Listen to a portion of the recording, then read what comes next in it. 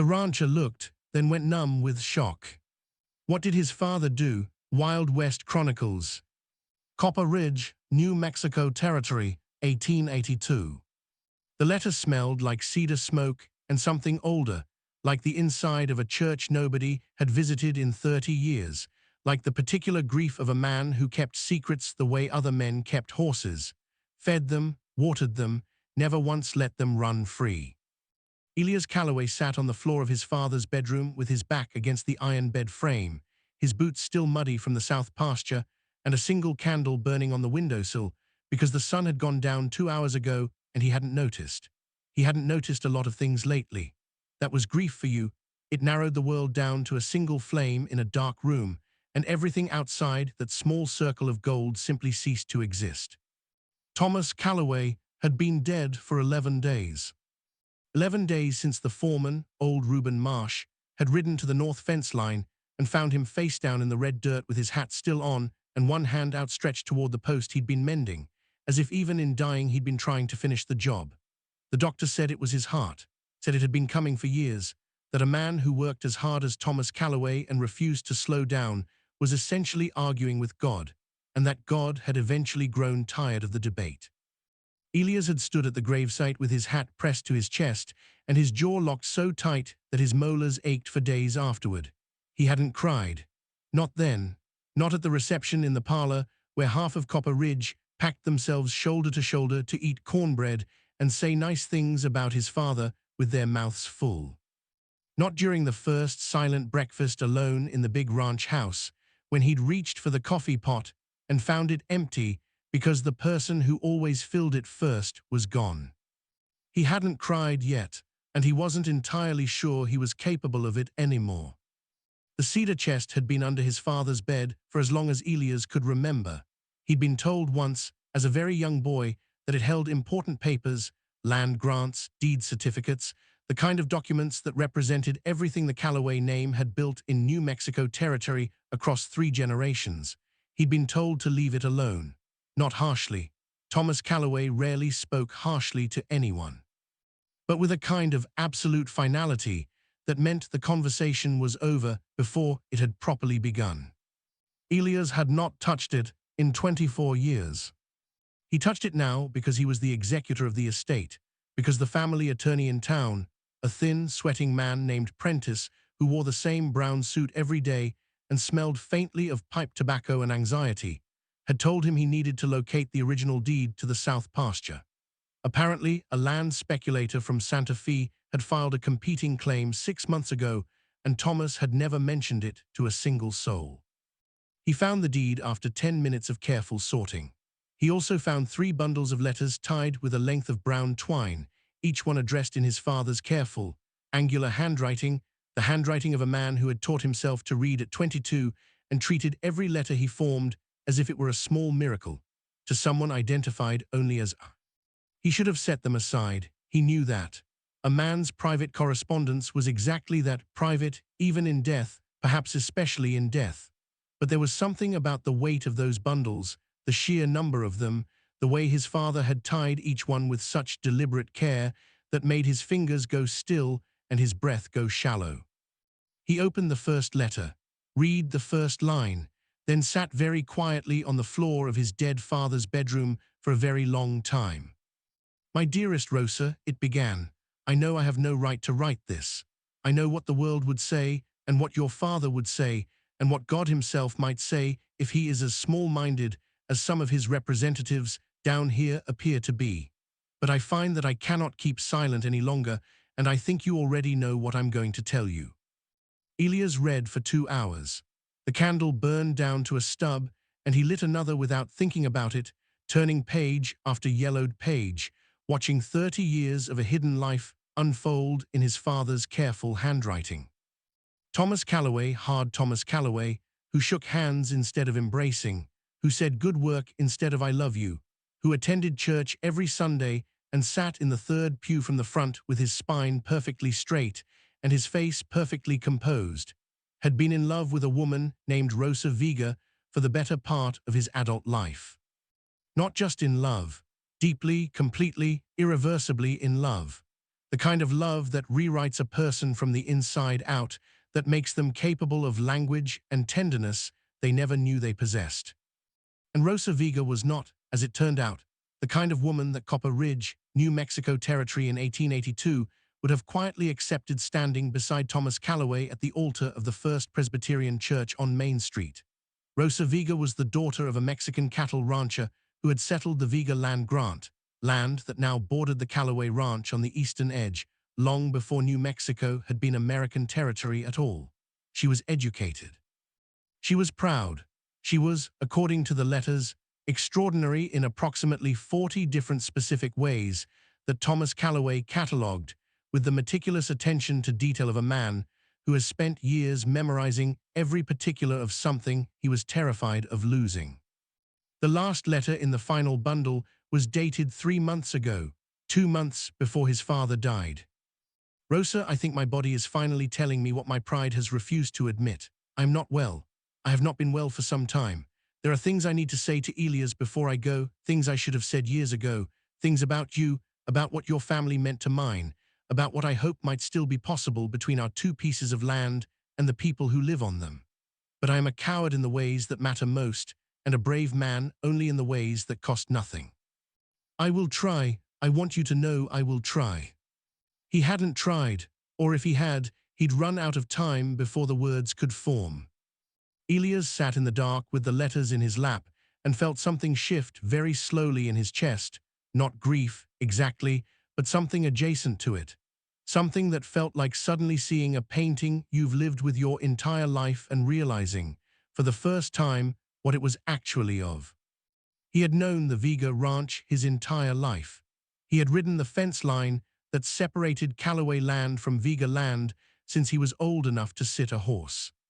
He had, when he was 12 years old, gotten his boots stuck in the mud at the edge of Copper Creek, where it curved through the boundary between the 2 properties, and been rescued with great efficiency and very little ceremony by the eldest Vega daughter, who had been 14 and had looked at him with dark eyes that held approximately 0 sympathy for his predicament. He had not thought about Rosa Vega in at least 5 years. He was thinking about her now. He rode out the next morning before the sun was fully up, which was how he did most things he was nervous about, quickly, before the rational part of his brain could build a sufficient argument against them. The eastern fence line stretched for 4 miles across rolling high desert scrub, and the Vega Ranch sat just beyond it, its buildings visible from the second ridge, as a collection of whitewashed adobe walls and terracotta rooftops that caught the early morning light and turned it gold. He told himself he was going to pay his respects. That was the civilized thing to do. The Vega family had, presumably, attended his father's funeral. He had been so deep inside his own grief that first week that he couldn't have told you the name of every person present. He was going to ride over, remove his hat, say the appropriate words, and come back. Simple, neighborly, nothing more complicated than that. He found her at the Eastern Well. He almost didn't recognize her at first. The Rosa Vega he remembered from childhood, the 14-year-old who had pulled his boot from the mud with the pragmatic efficiency of someone who had better things to do, had been angular and slightly severe, all sharp elbows and dark braids, and a look in her eyes that suggested she was perpetually in the middle of forming an opinion you probably weren't going to enjoy hearing. The woman at the well was 28 years old, and while the dark eyes and the self-possessed expression were exactly the same, everything else had settled into something that Elia's brain required a long, embarrassing moment to properly process. She was pulling a bucket up from the well with both hands, her sleeves rolled to the elbows, her dark hair pinned back but escaping in several directions at once, wearing a leather work apron over a white blouse that had seen better days. There was a smear of something dark, paint, maybe, or axle grease, across her left cheekbone. She had not, from all appearances, noticed his arrival. He cleared his throat. She looked up. For approximately 3 seconds, neither of them said anything. The morning light lay flat and golden across the scrubland between them, and somewhere in the middle distance, a cactus wren was arguing loudly with something about territory, and Elias became acutely aware that he had not rehearsed a single word of what he'd intended to say. "Calloway," she said, not coldly exactly, but not warmly either. careful, the way you'd pick up a jar you weren't sure was empty. Miss Vega, he said, then because that seemed insufficient. Rosa, I'm sorry, I don't know which your father's correspondence with mine was. I mean to say, he stopped, pulled a breath in through his nose like a man surfacing from cold water. I came to pay my respects and to apologize for not coming sooner. She studied him for a moment with those dark, careful eyes. Then she set the bucket down, dried her hands on the apron and said, "Come inside. My grandmother will want to feed you, and there's no point fighting it." It was not, he would reflect later, the greeting he'd expected. But then nothing about Rosa Vega had ever been what he expected. The Vega kitchen was large and warm and smelled of chili and fresh bread, and something floral he couldn't identify, and Rosa's grandmother, a small, deeply wrinkled woman named Abuela Consuelo, who appeared to be approximately 107 years old and afraid of absolutely nothing, did indeed feed him without asking whether he wanted to be fed. She put a plate of eggs and red chili in front of him and then looked at him with the unsettling directness of the very old and said, in accented but precise English, "Your father was a good man who made himself smaller than he was. You look like him. Try not to make his same mistake." Then she went back to her tortillas, as if she hadn't just said something that landed in Elia's chest like a horseshoe dropped on a wooden floor. Rosa sat across from him at the long kitchen table with a cup of coffee and her hands wrapped around it, not eating, watching him with an expression he couldn't read. He noticed that her hands were not soft. They were working hands, capable and slightly scarred along the knuckles, the hands of someone who ran a ranch without apology. He noticed, too, that she was watching him with the particular attention of someone who was waiting to see what kind of man he was, who had, perhaps, been waiting a very long time to find out. "I found the letters," he said finally. Something shifted in her face. Not shock, she had known about the letters, clearly, but something careful and old, like a door that had been locked for years, suddenly being tried from the outside. "All of them?" she asked. "3 bundles, I read them." He paused. "I'm sorry, I shouldn't have, but I—" "You should have," she said quietly. "He meant for you too, eventually." She looked down at her coffee. "He wrote to me that he was going to tell you. He said he'd been a coward about it long enough." A small, complicated silence. "I suppose he ran out of time. He said in the last letter that he hoped something might still be possible, between our properties, between our families. He was choosing his words with extreme care, the way you'd cross a frozen creek by testing each step before committing your weight to it." What did he mean by that? Rosa looked up at him then, and there was something in her eyes that was not grief and not anger and not warmth exactly, but was something that lived in the general territory of all three. "Your father and mine had an agreement," she said, 20 years ago, when the land speculators first started pushing into this county. They agreed that if either family ever needed to sell, they'd sell to the other first. Callaway land and Vega land together makes a holding too large for any speculator to bully. Separate, we are both vulnerable. The Santa Fe claim, on my south pasture." "Yes," she met his eyes steadily. "My father died 8 years ago, Elias. My brothers moved to Albuquerque. It's me and Abuela Consuelo and 2 hired men running this place now, and the man from Santa Fe has been circling us too." A pause. "Your father knew that. He was trying to figure out how to protect both of us before his health gave out entirely." Elias set his fork down. Outside the kitchen window, the sun was climbing higher over the desert scrub, turning the morning from gold to white. He was aware, with a kind of slow and inexorable clarity, that his father had left him something much more complicated than a ranch. He had left him a story that was still in the middle of being written. He had left him, in a cedar chest under an iron bed, the outline of something that needed finishing. He looked at Rosa Vega, really looked at her, the way you look at something when you've decided to stop pretending it's simple, and said, "Tell me everything." She told him everything. It began, as most complicated things do, with practical necessity. The land dispute required documentation, which meant both of them needed to ride the full boundary between their properties with a surveyor named Horace Biddle, who was 70 years old, partially deaf in one ear, and held opinions about land law in New Mexico territory that he shared at considerable length, and with absolute confidence whether or not anyone was listening. The survey took 3 days. 3 days of riding side by side through the high desert in the blazing late spring heat, with Horace Biddle 20 yards ahead at any given moment making notes in a ledger and occasionally shouting something about topographical surveys. Elias discovered, in those 3 days, several things about Rosa Vega that the letters, thorough and loving as they were, had not fully captured. She rode better than he did. Not marginally, significantly, visibly better, with the natural ease of someone who had grown up on horseback and considered it an extension of walking rather than a skill. She rode her mare, a dark bay named Marisol, with one hand on the reins and the other often gesturing to illustrate whatever point she was in the middle of making, and Marisol seemed to understand her with the attentiveness of a longtime partner rather than an animal being managed. She knew the land. She knew the Callaway land actually in some ways better than he did, its drainage patterns, the way the soil composition changed as you moved from the creek toward the South Ridge, which sections held water after rain and which dried out first. His father had apparently consulted her on several fence-line decisions over the years.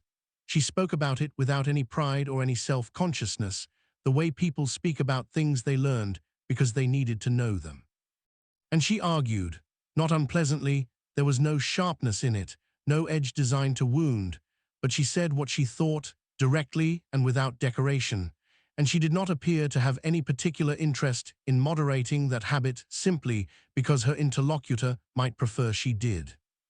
On the second afternoon, they disagreed thoroughly about the proper placement of a new fence post that Horace Biddle had flagged, and Rosa explained, with calm precision, exactly why she thought his suggested placement was going to create a drainage problem within 2 years, and looked at him steadily while she did it, the way someone looks at you when they are giving you useful information and don't care whether you find their certainty inconvenient. He changed the placement. She was right. He noticed also, though he spent a fair amount of energy trying not to notice it too deliberately, that she laughed with her whole face. It didn't happen often. Rosa Vega was not a person who found everything funny or who laughed to smooth the air. But when something genuinely struck her as absurd or delightful, the expression that moved across her face was complete and unguarded, and approximately the most arresting thing Elias had seen in recent memory. On the second afternoon, Horace Biddle's mule sat down in the middle of a dry arroyo and refused, by any means available to them, to get back up for 45 minutes. Rosa stood beside Elias with her arms crossed, watching the old surveyor reason with the animal at considerable volume, and eventually she turned to look at Elias with her eyes bright, and her mouth pressed tight against a smile that was very clearly trying to escape, and he felt something loosen in his chest that he hadn't known was tight.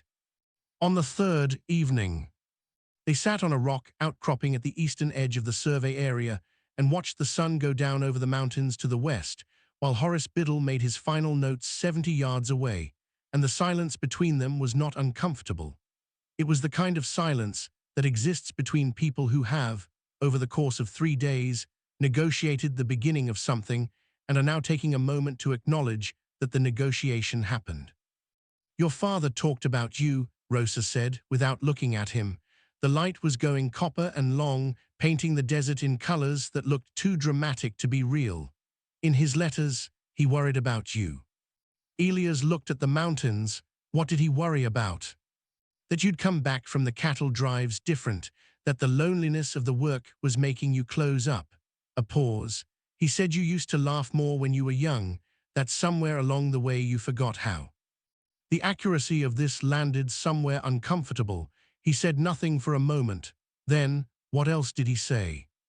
She glanced at him sideways. The copper light was doing something complicated to her face, and he made himself look back at the mountains. He said you were the best of him, that you had your mother's heart and his stubbornness in equal measure, and that he was proud of you in ways he'd never found the words for. She paused again. He was going to tell you that too, before he died. The tightness in Elias' chest came back, harder and more insistent than before. He put both hands flat on the rock and looked at them, his own hands, big and scarred and calloused from a decade of fence work and cattle work and the particular brutality of the high desert. His father's hands, he thought. He had his father's hands exactly. He didn't cry, but it was a closer thing than it had been in 11 days. "Thank you," he said, when he trusted his voice again, "for telling me that." Rosa nodded once. She didn't look at him with pity or careful sympathy. She looked at him the way someone looks at you when they understand that you needed to hear something and they're glad they were the one to say it. It was, somehow, the more generous response. Copper Ridge in 1882 was a town of approximately 400 souls, 3 saloons, 1 church, 1 doctor who was also the dentist, a general store, a telegraph office, and an opinion about everything. It was not a malicious town particularly, but it was an attentive one, the kind of small western settlement where novelty was rare enough that the arrival of anything new or unexpected immediately attracted the full and sustained attention of the community. The fact that Elias Calloway was seen, over the course of the following weeks, riding the fence line with Rosa Vega on 3 separate occasions, and was spotted once in the general store on Main Street standing beside her at the counter, in what their neighbor Mrs. Hattie Fogg later described to her sister as a perfectly innocent way. But you know how those things go became, within approximately 72 hours, the subject of a conversation that touched nearly every establishment in town. Elias was aware of this. He was not unaware that Copper Ridge had expectations of him that were both explicit. He was a Calloway, which meant he was expected to behave with the combination of hard work, church attendance, and civic participation that the name implied, and implicit, which mostly meant that it was generally assumed he would eventually marry one of the town's eligible young women and produce Calloway heirs and attend the same third pew of the First Presbyterian Church for the rest of his life. He had not thought, before his father's death and the cedar chest and the 3 days on the survey line, that this expected life was either particularly appealing or particularly objectionable. It had simply been the assumed shape of his future, like the shape of the land itself, something you inherited and worked within and did not think too hard about changing. He was thinking harder about it now. The practical work of the land dispute moved forward. He met twice with Attorney Prentice, and once with a different attorney Rosa had engaged from Las Cruces, a young woman named Adelaide Marsh, no relation to his foreman, who wore spectacles and spoke with the controlled velocity of someone who had spent years learning to be 3 times as prepared as anyone else in the room in order to be taken half as seriously. Adelaide Marsh laid out their legal position with surgical clarity and told them plainly that they had a strong case and that she expected the Santa Fe speculator to back down within 3 months. Once he understood, he was not going to find easy targets.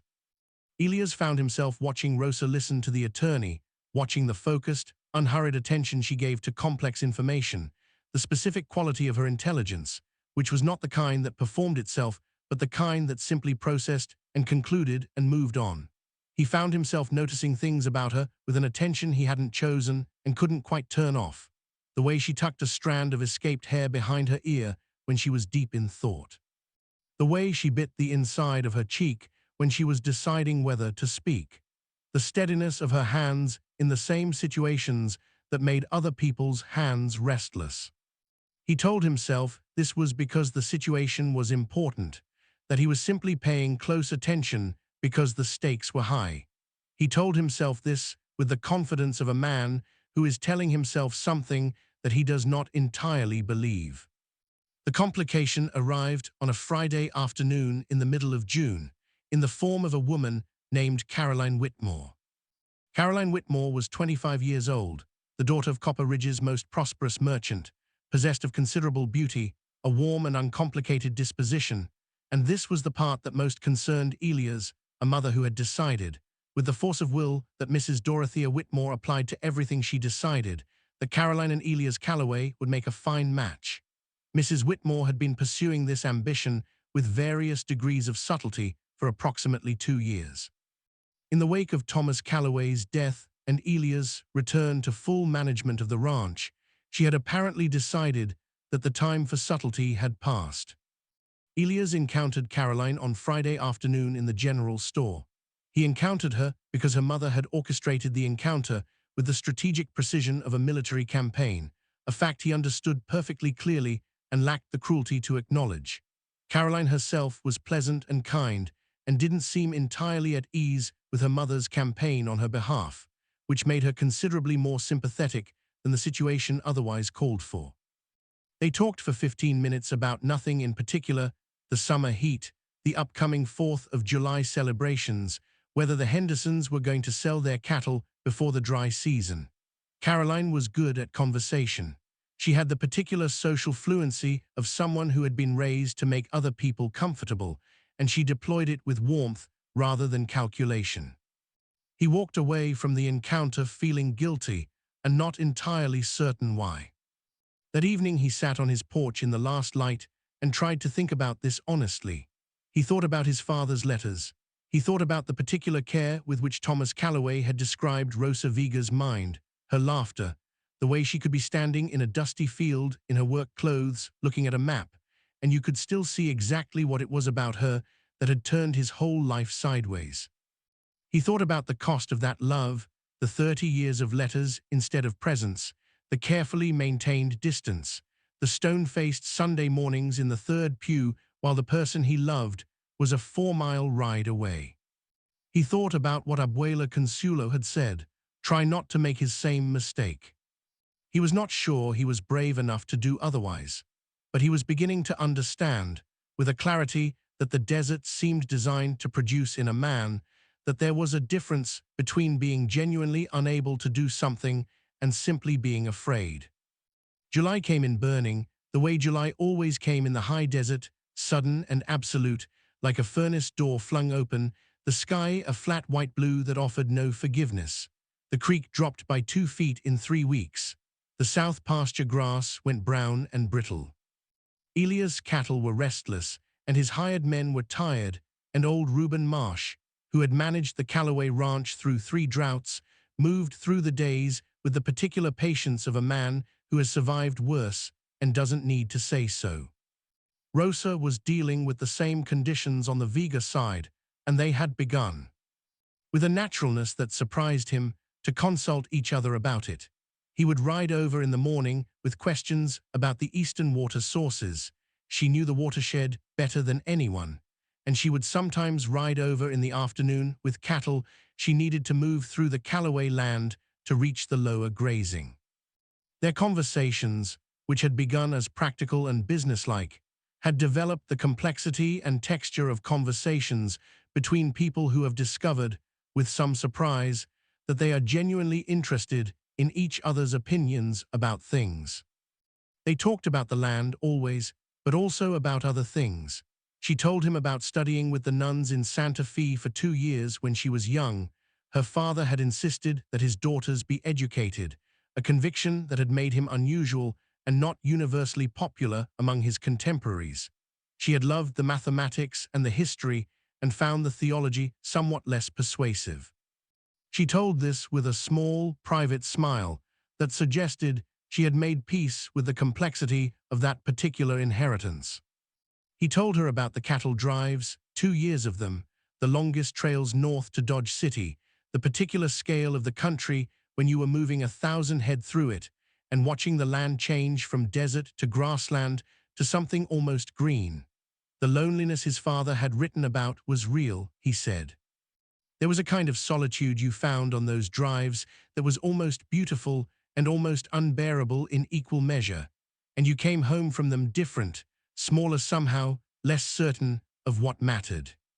She listened to this without filling the silence. That was one of the things he'd come to notice about Rosa. She didn't fill silences. She let them exist, which had the effect of making you say more than you'd intended, because the silence was comfortable rather than pressured, and you found yourself, before you'd quite decided to, saying the actual thing you meant rather than the easier version of it. "Did you like it?" she asked, "the driving, being away?" He thought about it honestly. "I liked the bigness of it," he said. "I liked feeling small in a good way. Out there you're just a man on a horse and the land doesn't care who your father is or what your name means in one particular county." He paused. "But I always came back. There's something about this place. The way the light is in the morning on the East Ridge. The way the mountains look at certain hours. I don't know how to live without it for too long." Rosa was quiet for a moment. They were sitting on the porch of the Viga ranch house, She had made coffee, which was strong and slightly bitter in the way that he had somehow come to associate specifically with her kitchen, and which he had come to prefer over his own, and the evening light was doing what it did in summer, which was fill the whole western sky with color before collapsing suddenly into dark. "That's what my father always said," she said finally, quietly, "that this land is a part of you once you've lived on it long enough, that you can't be fully yourself anywhere else." A pause. "He's buried in the East Field, where he always said the light was best." Something in her voice, not grief exactly, but the particular quality of an old sadness that has been lived with long enough to become familiar, made him look at her. She was looking at the mountains, her cup held in both hands, her profile sharp and still in the evening light. He was struck, not for the first time and with somewhat more force than usual, by the fact that she was a person who had been running a ranch alone, without the support the town would have instinctively offered a man in her situation, for the better part of 3 years, and that she had done it without complaint, and without asking for acknowledgement, and without, as far as he could tell, any reduction in the particular self-possession that was as central to who she was as her dark eyes and her working hands. "You've had a lot to carry," he said. It was not an eloquent thing to say, but it was what he meant. She turned to look at him, and whatever she saw in his face made her expression do something complicated and quiet. "So have you," she said simply, "these past weeks." They sat in that for a moment without either of them moving to fill it with something safer. The mountains went purple and then dark. The cactus wrens settled and went silent. And Elias became aware, with the specific, unwanted clarity of a man who has been trying not to see something that is directly in front of him, that the feeling in his chest when he sat next to Rosa Vega in the evening light had very little to do with practical matters of land and water rights. He drove home afterward through the dark and made himself think about Caroline Whitmore, made himself think about the sensible, straightforward, legible shape of what life with someone like Caroline would look like, the town's approval, his mother's relief, the clean and uncomplicated narrative of a Callaway man doing the expected thing. He thought about all of this very deliberately, the way you think deliberately about something you're trying to choose instead of something else. It didn't take. The following week, the storm arrived. It came up fast in the late afternoon, the way summer storms did in the desert, out of nowhere and without apology, the sky going green-black to the west in the space of an hour, the temperature dropping 15 degrees, the air thickening with the smell of rain and wet earth and lightning. Elias was at the eastern fence line, alone, checking a section of wire that Reuben Marsh had flagged as failing, when the first crack of thunder hit close enough to make his horse, a reliable gray gelding named Smoke, who was not given to theatrics, sidestep sharply and roll one eye at the sky. He turned toward home. He was halfway there when the rain started, not the gradual beginning of a rainstorm, but the desert's particular version of rain, which arrived at full intensity immediately, as if the sky had been holding a curtain across it and simply dropped the curtain all at once. In 60 seconds, he was soaked through. In 90 seconds, visibility was down to 30 yards. In 2 minutes, the arroyo that crossed the boundary between Callaway and Vega land, dry since May, was running 3 feet deep with red-brown water. He wasn't going to make it back across before the arroyo came up higher. He turned Smoke toward the Vega ranch instead. Rosa opened the door before he'd finished tying Smoke under the porch overhang. She'd seen him coming, apparently, from the window. She stood in the doorway with the lamplight behind her and said nothing for a moment, just looked at him, standing in the rain in his soaked clothes, hat brim pouring water, and her mouth twitched toward something between sympathy and amusement. "Well," she said, "come in." Abuela Consuelo appeared from the kitchen within approximately 30 seconds, assessed the situation, and produced a large towel from somewhere with the efficiency of someone who regarded unexpected guests as a logistical problem to be managed rather than an imposition. She said something in rapid Spanish that made Rosa reply in rapid Spanish, and then produced a dry shirt that had apparently belonged to Rosa's father and was large enough for Elia's shoulders if he left the buttons open at the top. He sat at the kitchen table in a dead man's shirt while the storm roared against the windows, and Rosa made tea because the coffee was already gone, and the storm had killed the idea of doing anything useful for the rest of the evening, and they played cards. Not because either of them had suggested it particularly, but because Abuela Consuelo had put a worn deck on the table between them with the manner of someone who had made this decision for them and wasn't interested in debate. They played for 2 hours while the storm made its presence felt outside.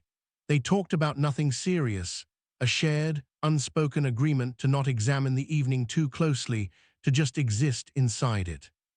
Rosa had a mild card-playing strategy that involved absolute stillness of face and absolute chaos of actual decisions, and Elias lost 3 times in succession before he identified the pattern, which made her laugh. The full, unguarded laugh he'd seen only a few times before, her whole face bright with it. He looked at her laughing and felt something shift in him, clean and unmistakable and absolutely terrifying. Around 9 o'clock, the storm began to quiet. They were still at the table. The cards had been set aside. Abuela Consuelo had gone to bed an hour earlier, announcing her departure with the specific air of a woman who is removing herself from a room on purpose. The lamp was burning low, and the rain was tapering to a soft, steady sound on the roof. And the kitchen had the particular warmth of a small, enclosed space where people have been talking for a long time. Elias, Rosa said. She was turning her empty cup in her hands, looking at it, and then she looked up at him. The lamplight made her eyes very dark, and her expression was careful and direct in a way that made him very still. "Can I ask you something?" "Yes," he said. "What are you going to do about the Whitmore woman?"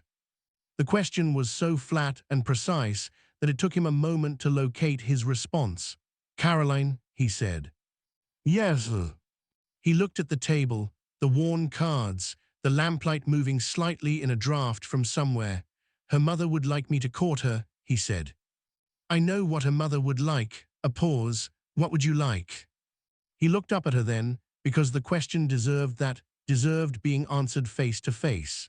She was watching him steadily, without pressure and without any kind of coyness, just the direct, patient look of someone who has asked a sincere question and is willing to hear a sincere answer. "I don't know," he said honestly. "I'm trying to figure that out." Rosa nodded slowly. She looked back at her cup, and then, very quietly, she said, "Your father said in one of his letters that he wasted 30 years choosing the easier thing." She didn't look up. "He said the price of it was higher than he expected." The rain was a whisper on the roof now.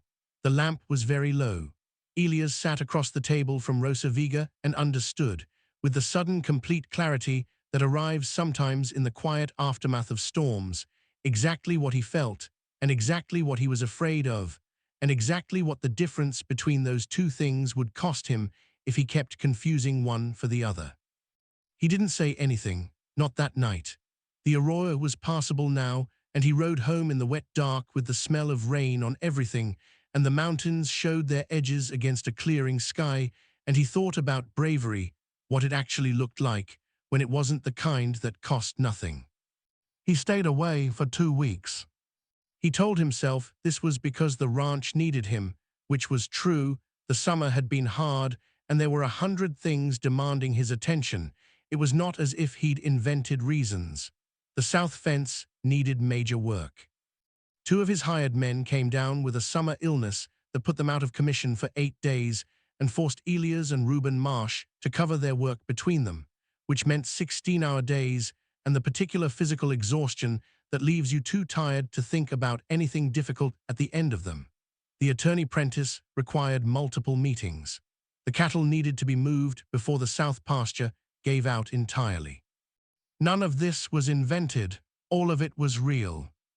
But he was also aware, with the uncomfortable honesty of a man who has learned to stop lying to himself about small things, that he was choosing the 100 tasks in front of him partly because they were easier than riding 4 miles east and sitting in that kitchen again. That what he'd understood in the rain quiet of that evening was both completely clear and completely frightening, and that he needed to think about it before he did anything with it, and that thinking about it kept leading him back to the same place, which was a place he wasn't sure he was ready to go. Caroline Whitmore was in church every Sunday. They exchanged greetings. She was warm and pretty and simple in a way that he recognized as genuinely good, not shallow, just uncomplicated, like a country with good roads and clear signage where you always knew where you were. He liked her. He thought he might even, in different circumstances, come to care for her. He understood what his life would look like if he chose that road. He understood also that understanding what a life would look like was not the same thing as wanting to live it. On the 14th day, Rosa Vega rode to the Callaway Ranch. He was in the barn when she arrived, replacing a broken stall latch with his sleeves rolled up and his mind elsewhere, and he heard Marisol's distinctive trot in the yard and went still before he'd made any conscious decision to. He gave himself exactly 3 seconds to breathe normally, and then he walked out of the barn into the late afternoon sun. She was dismounting. She tied Marisol to the post with efficient, practiced movements, and then she turned and looked at him across the yard with an expression that told him absolutely nothing about what she was thinking, which meant she was thinking something she'd decided carefully about. "There's a problem with the east boundary marker," she said. "Horace Biddle apparently made an error in his notes. Adelaide Marsh found it going over the survey documents." She held out a rolled paper. "I thought you'd want to see it." "You could have sent one of your men," he said. He heard the words come out and didn't entirely know why he'd said them. She looked at him, a long, direct, level look. "Yes," she said, "I could have." He took the paper, unrolled it, looked at it without reading it, because he was acutely aware of her standing 4 feet away from him in the late afternoon light, with that careful, self-possessed expression, and the strand of hair escaping from behind her ear again, and the particular quality of attention she directed at him that made him feel like he was being seen very clearly, and he wasn't certain he deserved it. "I'm sorry," he said, still looking at the paper. The ranch has been." "You don't owe me an explanation," she said simply. "We are not," she paused, a careful half-beat. "You don't owe me anything." He looked up from the paper then. He looked at her looking at him, that even, composed expression that told him nothing, and at the same time told him everything, because he had spent enough hours in her presence by now to know that the composure was not indifference, that the careful, controlled steadiness of her face when she was near him was not the face of a person who felt nothing. It was the face of a person who had decided, with the pragmatic self-protective logic of someone who has been burned before, not to feel things too loudly. He knew this face because he had been making it, on and off, for the past 2 weeks. "Rosa," he said. Something in the way he said her name, not the formal Miss Vega of their first meeting, not the careful neutral name he'd been using when he remembered to be careful, but something more unguarded than either of those, made her go very still. "There is a problem with the boundary marker," she said after a moment, very steady. "Adelaide needs both of us to go over it." "I'll come tomorrow," he said, "first thing." She held his gaze for one more second, and then she nodded and untied Marisol and rode away across the east scrubland in the long summer light. He stood in the yard until she was out of sight, and then he stood there a little longer, and Reuben Marsh came out of the bunkhouse and looked at the direction she'd gone and then at Elia's and said nothing at all, which was the most pointed thing he could have said. He came the next morning, as promised, before 8 o'clock. Rosa was already at the kitchen table with Adelaide Marsh's letter and the survey documents spread out before her, a cup of coffee at her elbow and her reading spectacles on. He hadn't known she wore spectacles, and the fact of them, small and wire-framed, and giving her face a new layer of something quietly domestic, did something unhelpful to his already compromised composure. She looked up when he came in, took the spectacles off, and said, "Good morning," the normal greeting, the practical voice.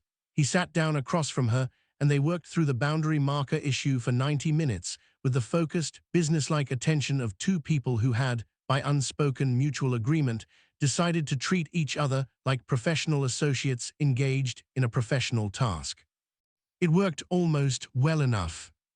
Abuela Consuelo appeared at 10 o'clock with a plate of pan dulce sweet bread and put it between them, and then sat down at the end of the table in the way that she sat, which was the way of someone who is absolutely comfortable wherever they are and does not expect anyone to comment on their presence.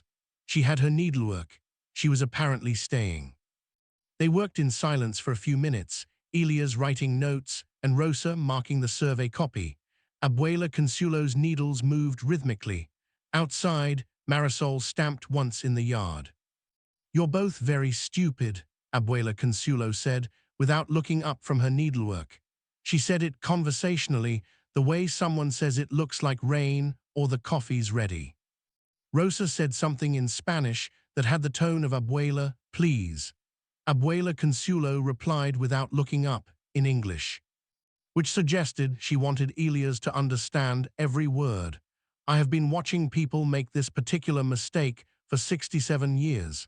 It never gets less stupid." "Senora," Elias said carefully.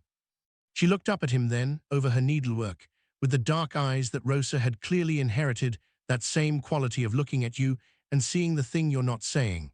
"Thomas Calloway loved my granddaughter's mother for 30 years and said nothing useful about it," she said. "Your father was a good man and a fool. Are you a good man and a fool also, or only one of those things?" The kitchen was very quiet. Rosa had her face turned toward the survey map and was not moving. Elias sat very still and thought about his father's letters, about "I find that I cannot keep silent any longer," about the price of the easier thing was higher than I expected. "I don't want to be a fool," he said finally. "No," Abuela Consuelo agreed. "That's the beginning of wisdom." She looked back at her needlework. "Now fix the fence, and fix the other thing also, in whichever order makes sense to you." Rosa made a sound that might have been a soft, exasperated laugh, quickly suppressed. Elias looked at the top of her bent head and felt the thing in his chest that had been occupying him for the past several weeks resolve itself, quietly and without fanfare, from a question into something steadier. Not an answer, exactly, but the beginning of one. The town's celebration of Independence Day was, in Copper Ridge, a serious undertaking. Main Street was hung with bunting in red, white, and blue. The mayor gave a speech. There was a pie contest with real stakes and real grievances. The First Presbyterian Choir performed. The saloons did exceptional business throughout the day, which the church considered scandalous and the saloon owners considered patriotic. And in the evening, there were fireworks, purchased by the Merchants Association from a supplier in Albuquerque, set off from the hill above the creek, with great enthusiasm and mixed technical success. Elias was present because he was Elias Calloway, and his presence at civic events was expected. He wore his good shirt. He stood through the mayor's speech and contributed generously to the collection for the 4th of July Community Fund and congratulated Mrs. Henderson on her pie, which was, in his assessment, the clear deserving winner, a judgment shared by approximately everyone except Mrs. Whitmore, who had submitted an entry and had feelings about the judging criteria. Caroline Whitmore found him at 3:30, in the amiable, slightly organized way that suggested her mother's involvement without her mother's direct presence. She was wearing blue for the occasion and looking genuinely pretty, and she smiled at him with the warmth that was simply the expression of her character rather than any kind of performance, and they walked together toward the creek because she asked if he'd like to see where they were setting up the fireworks, and it seemed like an agreeable thing to do. He was midway through listening to Caroline describe the logistics of the fireworks setup.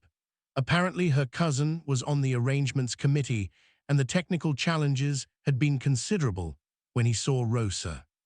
She was at the edge of the celebration, near the general store, wearing a dark blue dress he hadn't seen before, with her hair done differently, not the escape strand working style of the ranch, but something more deliberate, though still with one piece loose along her jaw.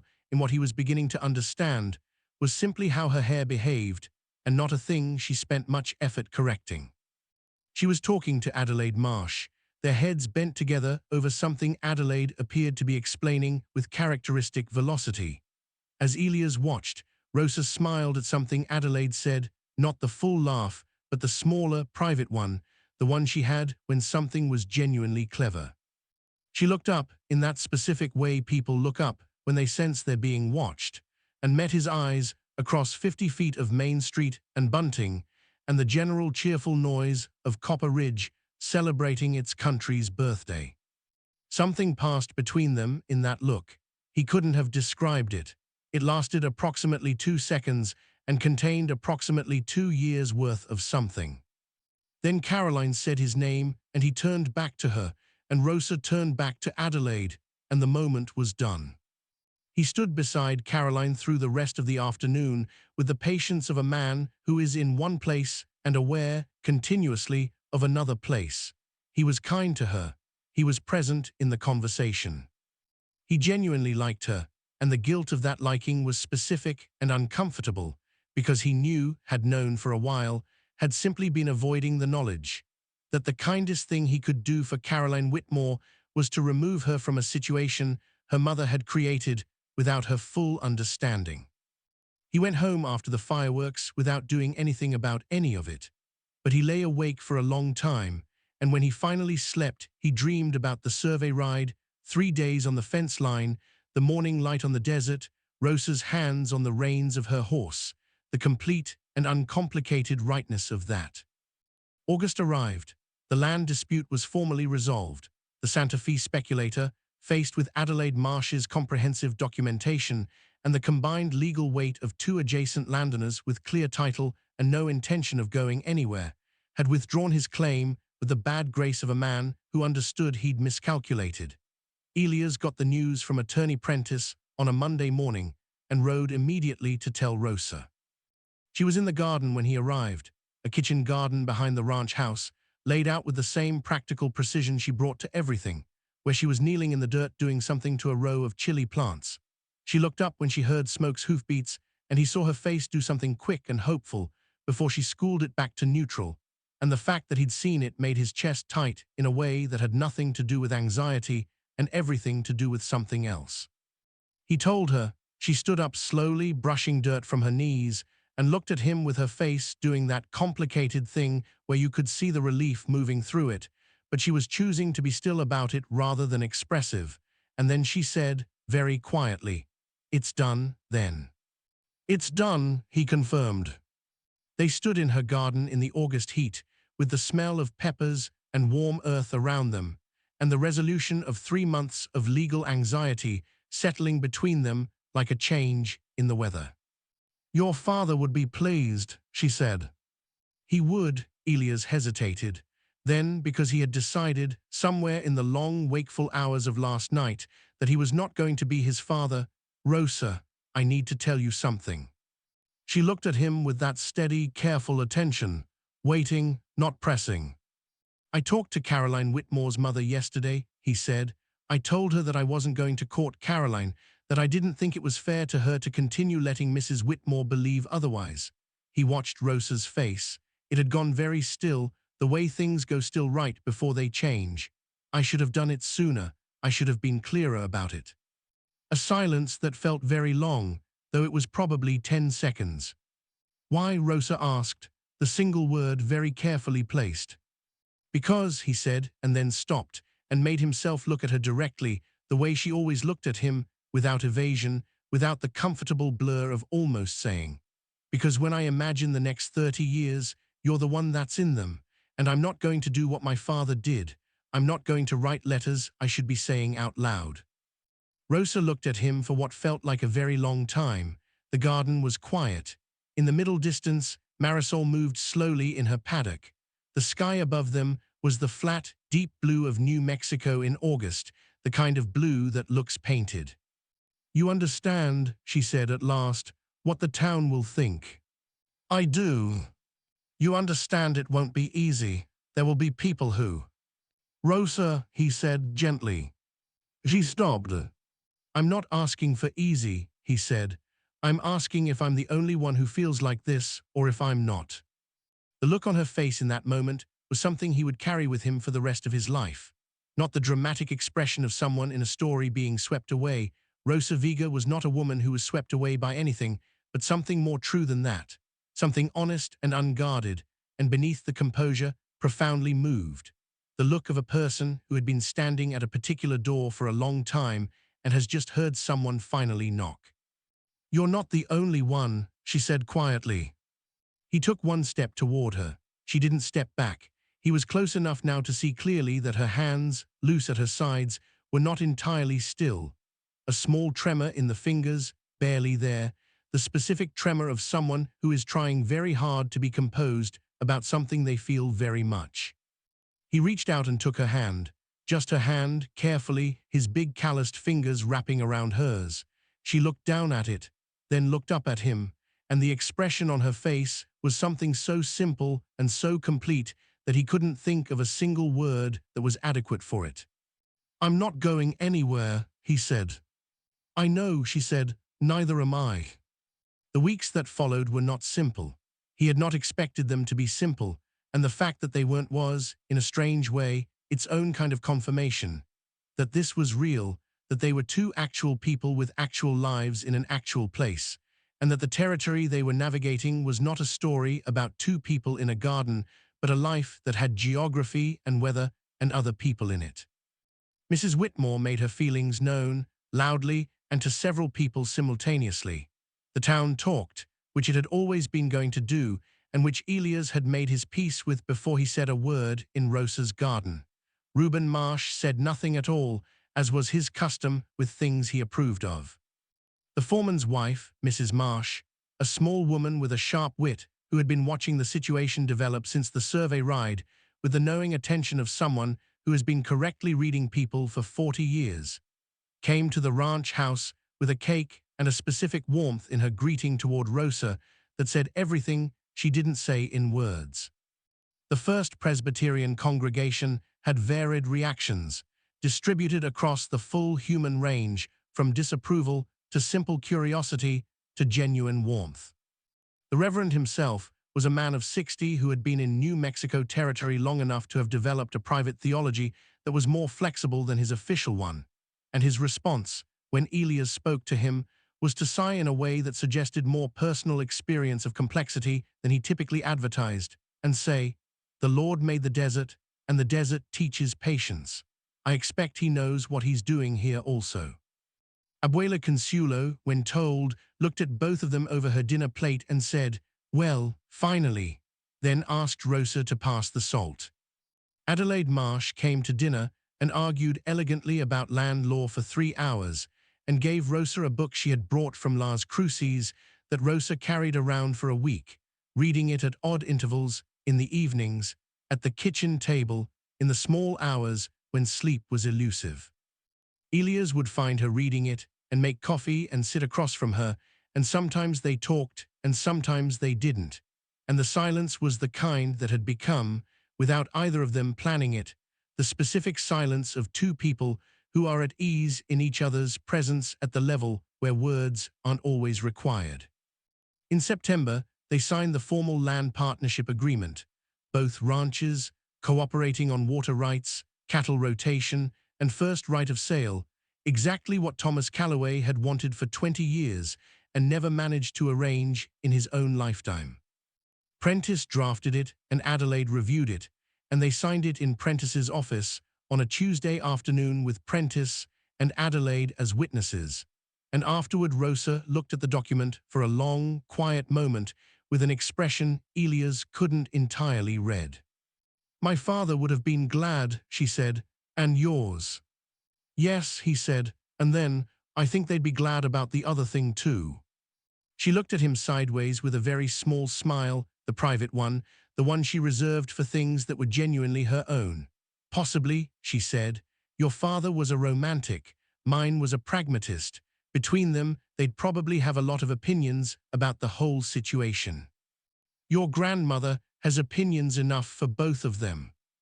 This made her laugh, the full one, surprised and real, and Prentice, who was watching them from behind his desk with the expression of a man whose professional life had not previously involved this much emotional dimension, looked down at his papers and quietly pretended to find something to read.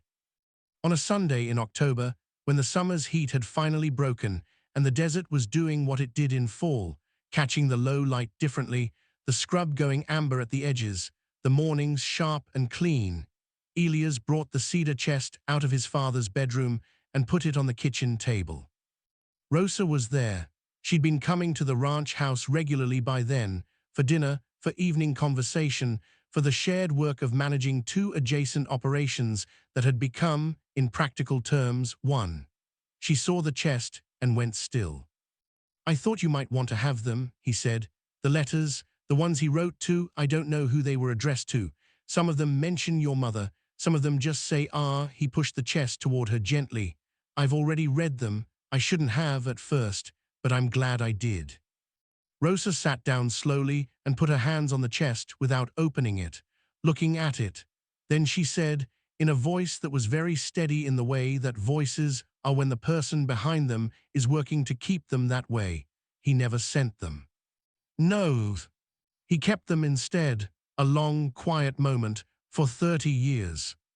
For 30 years, Elias confirmed. She opened the chest, drew out the first bundle with careful hands, held it for a moment, her thumb running lightly along the edge of the brown twine. And then Rosa Vega, who was composed and practical and capable and had been running a ranch alone for 3 years and had faced a land dispute and a town full of opinions with the same steady self-possession that was simply the expression of who she was. Rosa Vega put the bundle of letters down on the table and pressed both hands over her face for a moment, and her shoulders moved, and Elias sat quietly across from her and let her have that. After a while she lowered her hands.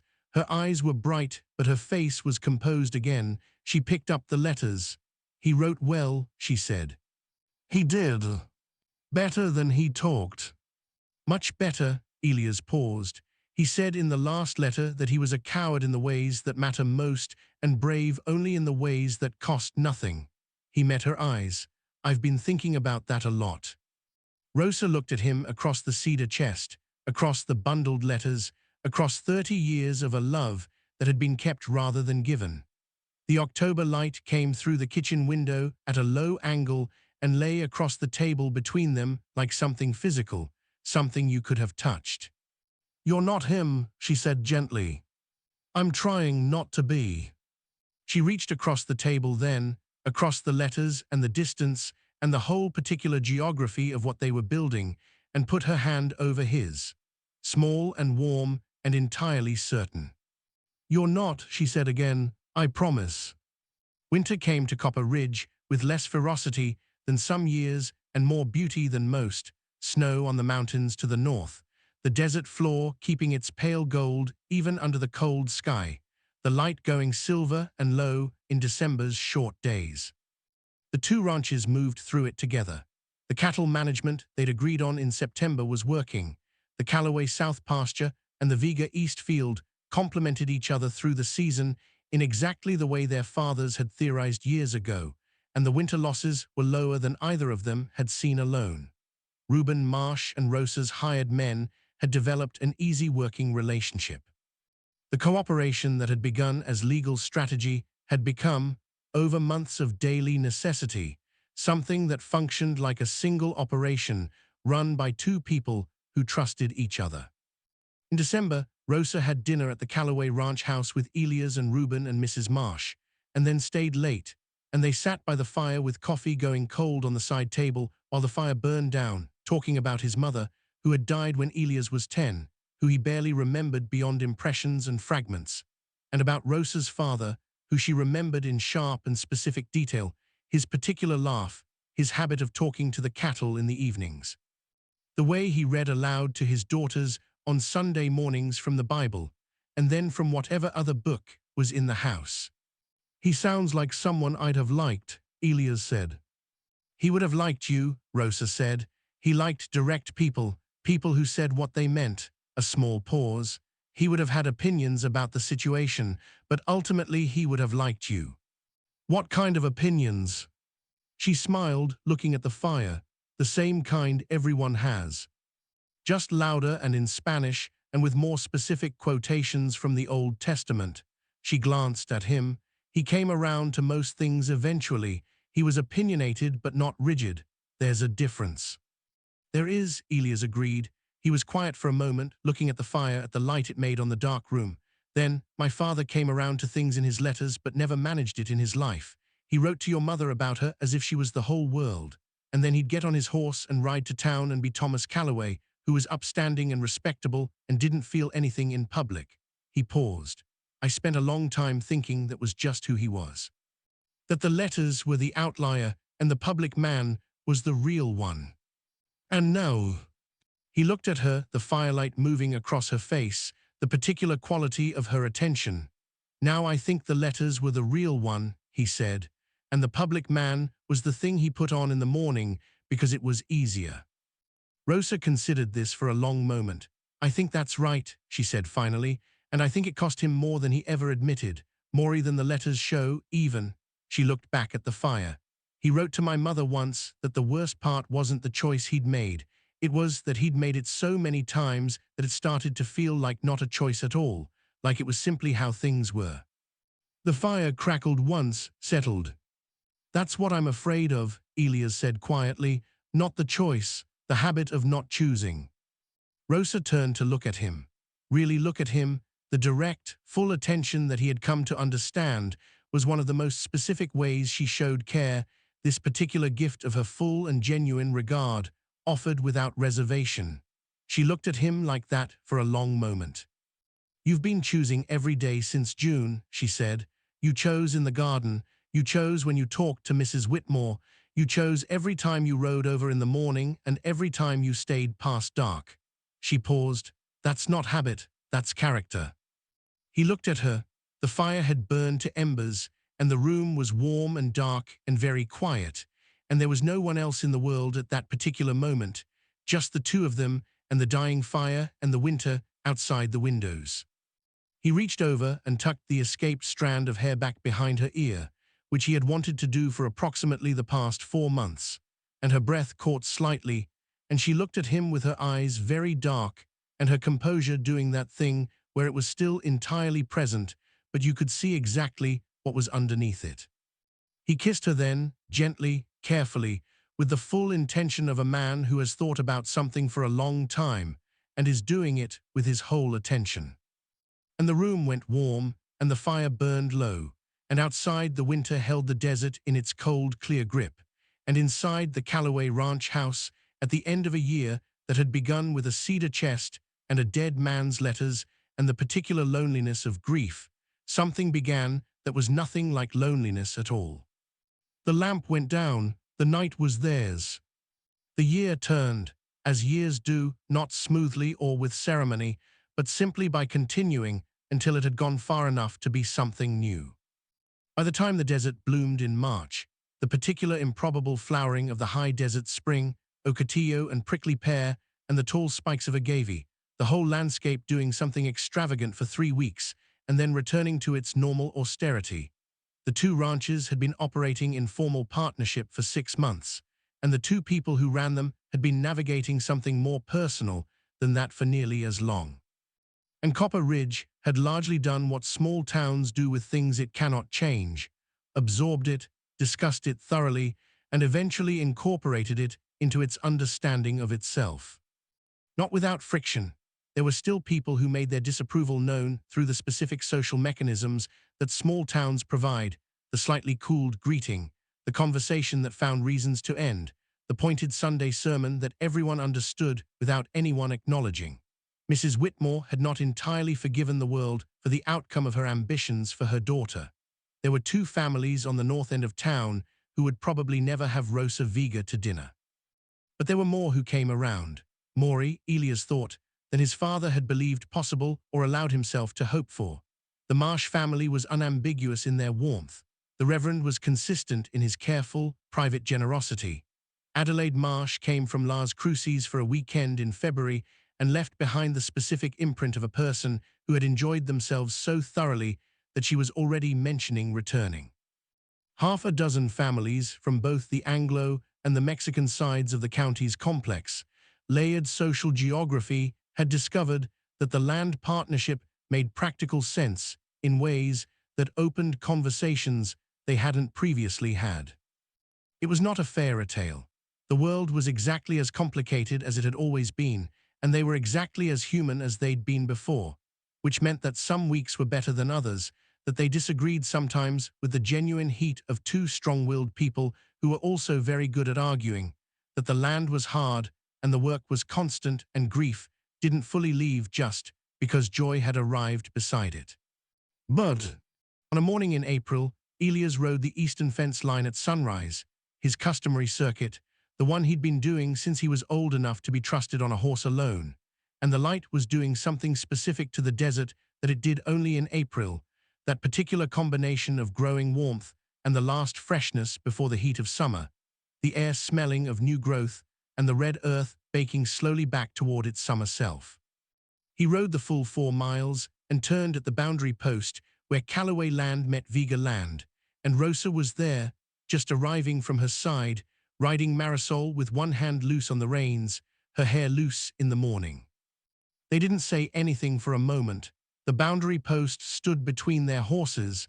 The light was very good. The desert was very quiet. "Beautiful morning," she said finally. "Yes," he agreed. She looked at him with that expression he had come to know the way you know a piece of land, its specific topography, its morning light, the places where it was easy and the places where it required care. She looked at him like she had every right to, which she did. "Abuela wants to know if you're coming for dinner," she said. "I'm coming for dinner," he said. She nodded, satisfied, started to turn Marisol back toward the Vega side. "Rosa," he said. She looked back at him. He had been thinking, with the slow and serious deliberateness of someone who has learned the cost of not saying things aloud, about something he wanted to ask her, had been thinking about it since January, had been, in the specifically Callaway tradition of careful preparation before significant statements, making sure that he knew exactly what he meant before he opened his mouth. He knew what he meant. "I'd like this to be permanent," he said. "If you want that, I'm not asking for an answer this morning. I'm asking you to think about it." A pause. "Though I'd appreciate the answer before another 30 years passes." Rosa looked at him for a long, quiet moment in the April morning light. The desert spread out behind her, and the mountains stood in the north, and Marisol shifted her weight and waited, the way good horses wait, patiently, without hurry. "I don't need 30 years, Rosa said, the private smile, the dark eyes, the specific, exact, unguarded expression of a woman who knows what she feels and has decided to say so. "Ask me properly and I'll tell you today." He looked at her, his heart doing something large and uncomplicated in his chest, the April light making everything clear. "Will you?" he began. "Yes," she said before he'd finished, simply, directly, completely, yes.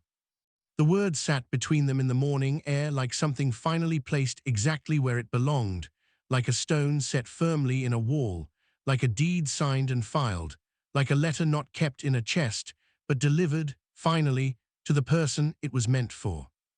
He laughed, startled and genuinely, fully happy, a laugh he hadn't heard from himself in a while, that sounded something like the laughter his father had apparently worried he'd lost somewhere along the cattle trails. Rosa laughed too, surprised by his laughing, and Marisol tossed her head, and smoke stepped sideways in the good-natured objection of a horse who wasn't expecting sudden noise. The boundary post stood between their properties, as it had stood for 40 years. And the two of them were on either side of it, as they had always been, two people on adjacent land, separated by 4 miles and 3 generations, and a cedar chest full of things not said. And then Rosa Vega walked her horse around the post and came to his side of the boundary and looked up at him with those clear, steady eyes, and he looked down at her with the particular expression of a man who has, at last, at considerable cost, and with genuine effort, chosen to be brave in exactly the way it costs something. "Properly," she reminded him. He dismounted. The desert floor was red and warm under his boots. He stood in front of her and took her hand, the same hand he'd taken in her garden, that first time, that careful beginning, and he said what he meant, with his whole voice and his whole self, with none of it kept back. Somewhere in the Copper Ridge Cemetery, under a stone with his name and dates on it, Thomas Callaway rested in the red earth beside the man he had been, and the man he had tried to be, and the vast, uncrossed distance between them. In the east field of the Vega Ranch, Rosa's father rested where he'd said the light was best. The children of those two men, the ranch they were building, the life they were choosing, the permanent thing they were beginning, would be the letter that neither father had managed to send. The land held them both. The morning opened around them. It was enough. It was, in fact, more than enough. It was everything. Epilogue, the letter he never sent. A year later, in the same cedar chest, kept now in their shared home, for the ranch houses had been joined by then, practically and officially, the two properties folded into one large holding with two sets of buildings and one agreed future. There was a new letter, in Elias Calloway's handwriting, addressed to no one, never sent, never needing to be sent. Father, it began, I found your letters, I read every one, I think you would want to know what happened after. Rosa is extraordinary, you knew that already, you knew it better and longer than I have, but you saw her at a distance, through letters and fence lines and careful Sunday mornings. I get to know her close up, every day, in the working and the arguing and the long evenings and the April mornings on the boundary line. I want to tell you that it's better close up. I want to tell you that the world didn't end when I stopped keeping the easier distance. I want to tell you that Abuela Consuelo sends her regards, except that her actual words were, tell your father's son he is less of a fool than his father was, which is the only thing I have ever asked of him. The land is good, the partnership is working. The speculator from Santa Fe has moved on to easier targets, as Adelaide Marsh predicted. I am not lonely, I want you to know that specifically. I am not lonely, and the days have a shape that they lacked before, and I laugh more than I did. Rosa tells me you worried about that, and I want you to know you don't have to worry anymore. I don't blame you for the 30 years. I've thought about it hard enough to understand how it happened, the each-day decision that eventually became not a decision, the world as it was, and the cost it asked, and the way courage can quietly leave a person who is otherwise brave. I understand. I'm only sorry that understanding it required losing you. There is one more thing I want to tell you. It's the thing I think you most wanted to know in the last letter when you said you hoped something might still be possible. It is all possible, the whole of it. Your son, Elias. He folded the letter, set it in the chest, closed the lid. Somewhere in the kitchen, he could hear Rosa talking to Abuela Consuelo in a combination of English and Spanish that had become the household's natural language, and the smell of coffee and red chili was coming through the door, and Marisol and Smoke were standing side by side in the yard, in the particular companionable way of horses who have been turned out together long enough to consider themselves family. He put his hand on the cedar chest for a moment. Then he walked through to the kitchen, into the light and the warmth and the smell of breakfast, toward the woman who was pouring coffee and who looked up when he came in with that expression, steady, warm, entirely his, that he had been given the enormous gift of seeing every single day. "Sleep well?" she asked. "Very," he said. She handed him the coffee. Their fingers overlapped for a moment on the cup. Abuela Consuelo, from her corner of the kitchen, made a sound that was approximately contentment. The morning came through the window, gold and clear. The desert held them. The end. Fire final, emotional hook. Elias Calloway opened that cedar chest looking for a land deed and found 30 years of a love his father never dared to speak aloud. He spent an entire year terrified of becoming that man, and in the end, he chose differently, not easily, not without cost, but completely. If you've ever held something back because the world made you afraid to say it out loud, this story was for you. Pushpin subscribe, like, comment. If this story moved you, hit that like button.